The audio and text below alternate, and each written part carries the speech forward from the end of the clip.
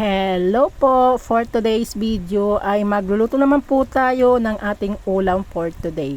Magluluto po tayo ng ginataan na bulinaw or fresh dilis. Yung mga sangkap po pala nito ay naihanda ko na, kaya for today's video ay magluluto na lang po tayo.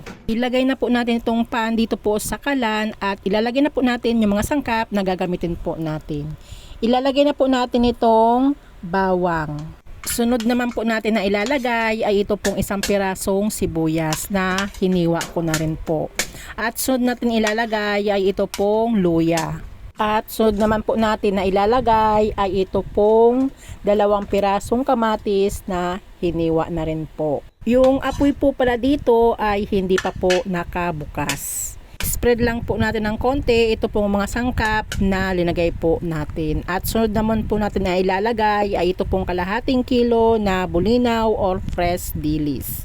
Inalisan ko na po pala ito ng ulo, kaya yung katawan na lang po ang ating lulutuin. Kapag po nagluluto po ako ng bulinaw ay tinatanggal ko po talaga ang ulo kasi may part po kasi sa ulo na matigas. Spread din po natin.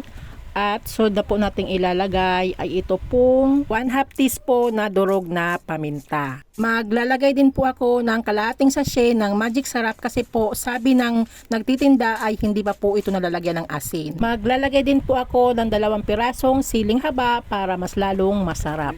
At ilalagay na po natin itong 1 cup na gata.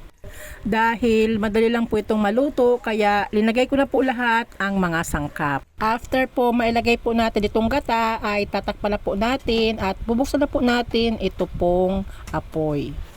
At lulutuin na po natin ito hanggang sa maluto na po itong bulinaw. Dahil totoo po yung sinabi ng nagtitinda na hindi pa po daw ito nalalagyan ng asin, kaya nag-add pa po ako ng 1/2 teaspoon na asin kasi medyo matabang pa po. Hindi ko na po ito tatakpan at hahayaan ko na lang po itong kumulo hanggang sa kumonti na lang po yung sabaw. At heto na po ang ating linuluto na ginataang bulinaw or fresh dilis.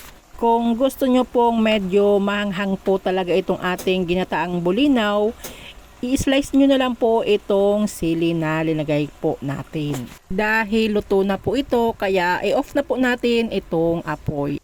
At isalin na po natin sa isang lalagyan at kakain na po tayo. Habang nagsasalin po tayo nito, sa mga hindi pa po nakapag-subscribe sa akin channel, pa-subscribe naman po. Pa-like na din po at pa-click na din po ng notification bell para parati po updated sa mga bagong video ko pong i-upload. Salamat po. At heto na po ang ating ginataang bulinaw. Thank you for watching.